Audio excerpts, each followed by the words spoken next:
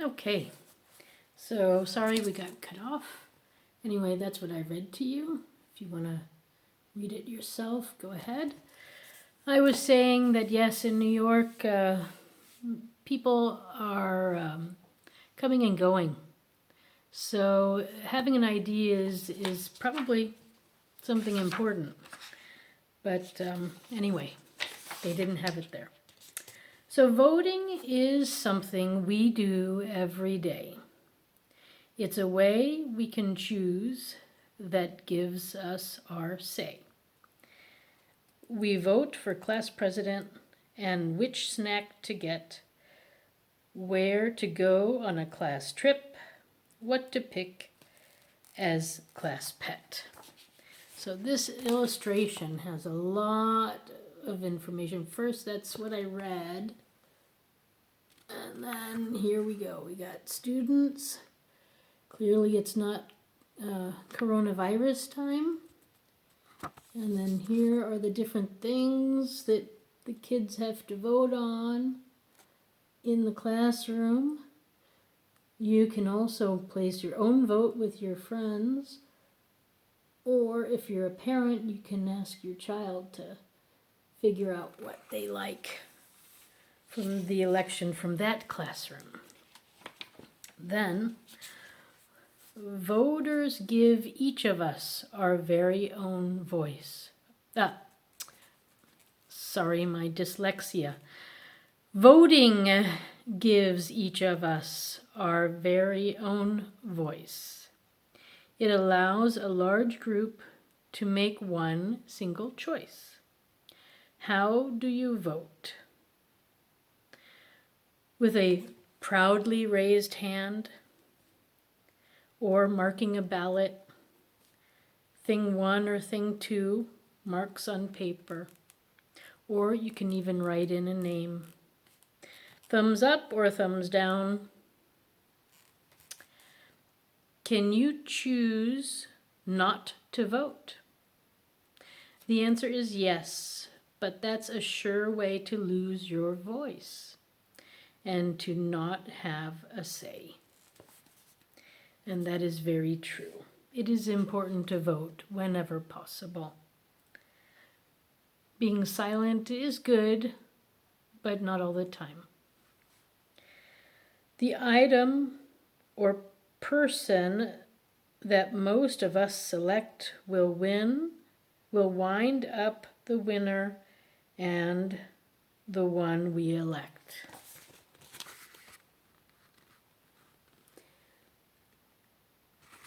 So, one thing you might want to do too is as we go through, like I said, I'm not perfect. I have dyslexia. And sometimes I see things funny. So you can keep track if you're good at reading. Keep track of how many mistakes I make. That would be fun. That's an activity. Okay. The biggest of all of America's voting events chooses our president and vice president. Are presidents important? Oh yes, they are very. They head up the government and the military. Vice presidents take over on the unhappy day when presidents get sick or else pass away. So, and the big voting event we just had was for president. It was also for Senate and House of Representatives, so all together it's the Congress. Plus you had probably some local state votes that happened. And in the local ones and in even the Congress, so the Senate and the House of Representatives, that voting is finished when people vote on November 3rd during Election Day or prior to Election Day. But for president, there's a different way we vote. But let me continue and then we'll go over that more. So here we see all the diversity of the people in the United States, including the Cat in the Hat. So we have lots of people that make up our wonderful country. Every 4 years, we select them, you see, because we live in a democracy, a government for the people and run by them too, which means that this country is governed by you. Yes, we the people, right? So let me show you those words. You can pause it and read it if you want.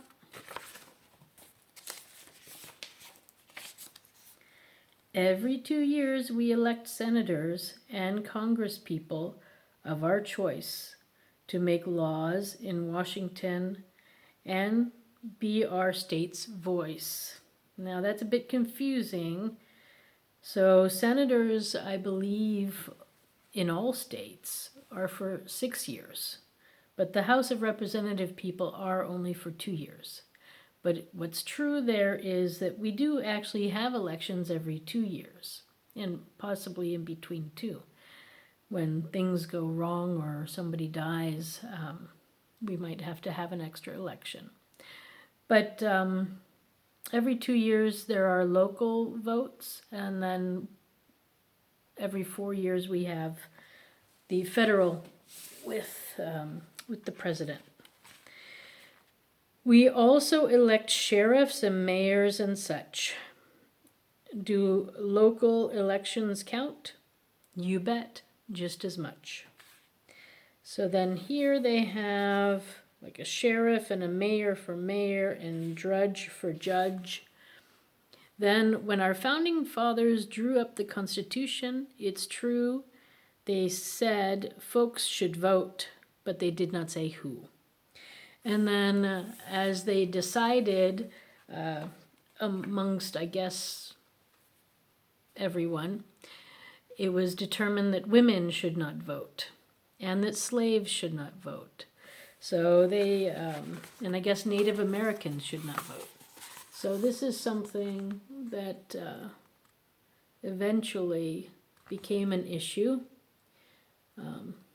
Our forefathers did not have all the issues fully understood, or there might have been some who were against it and some who were for it, and the ones who didn't want all these other people to vote, there were more of them.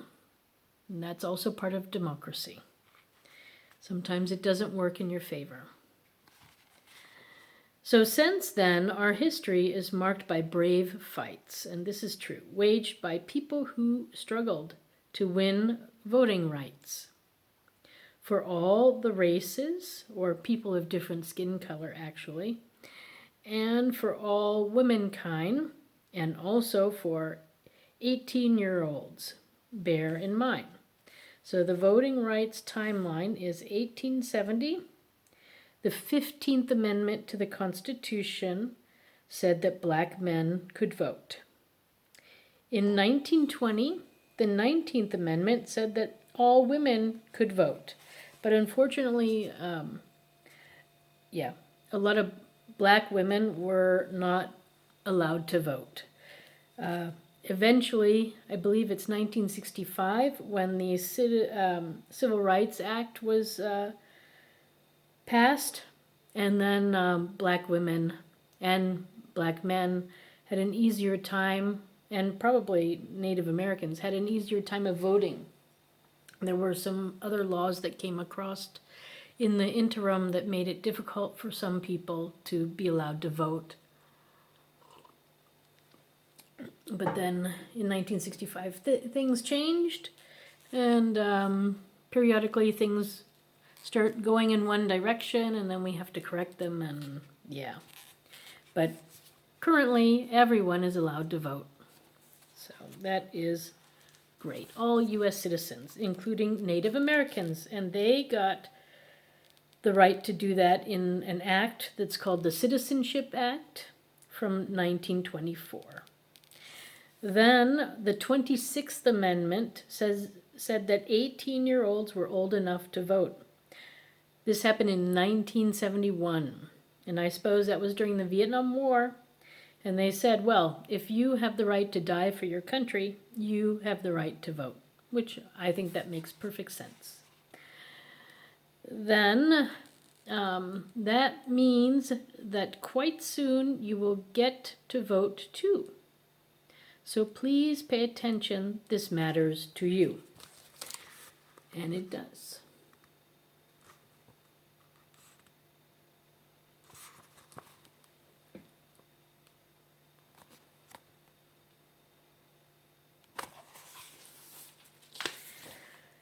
Only citizens can vote, and as you've just been told, people who are at least 18 years old. You must sign up in person or on the internet with name, address, and birth date. And one more thing yet. Register here to vote. You can write down your party, if you do not mind. Cakes and ice cream, you're thinking?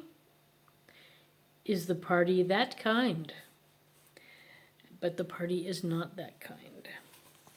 So this, I think, is where they start going. They put so much into a page, and they're trying to make it funny. But I think it loses it a little bit. We could have gone for more accuracy here. So here, they could have started to tell more about the parties. So this kind of a party, I'm here to report, is the kind that we know as the political sort. Democratic Party, Republican Party. It's made up of large groups of citizens who share beliefs and ideas and opinions too. Then we have the Libertarian Party, the Green Party, and Independent. Democrats and Republicans are the biggest two, plus small parties to pick from, more than just a few. Then they have the Democrats and the Republican candidates, Snow, Doe, Flo, and Rowe, and Finner, Rinner, Skinner, and Zinner.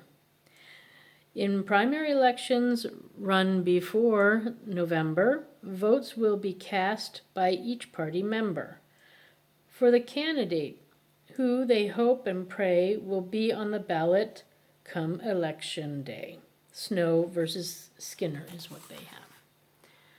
So, yeah, they give such a small part about the parties.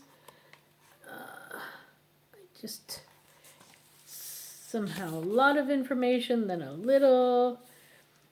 Candidates set out on a campaign trail to convince voters that they will not fail. A vote for me, the candidates say, will make your dreams come true someday. With speeches and ads and town hall meetings with handshakes and waves and cheery greetings, they work to win the voters' trust. To win nomination, this is a must. So yeah, then there's advertising everywhere, on buses and cars, on storefront windows, on billboards, which is true. If you've been in the U.S. during the election time, it's just everywhere,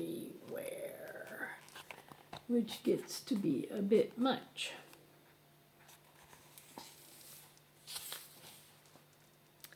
I may be wrong, but it does seem to me that voting is one big responsibility.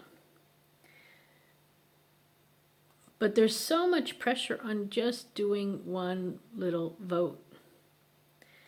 And you don't even know if that person is really going to do the things that you think they should do. So it's very risky, too. But here they show in the newspaper and on TV and on your computer, it's simply you are bombarded with advertising. And it's usually not nice about each other. So I'm going to stop here and start another one.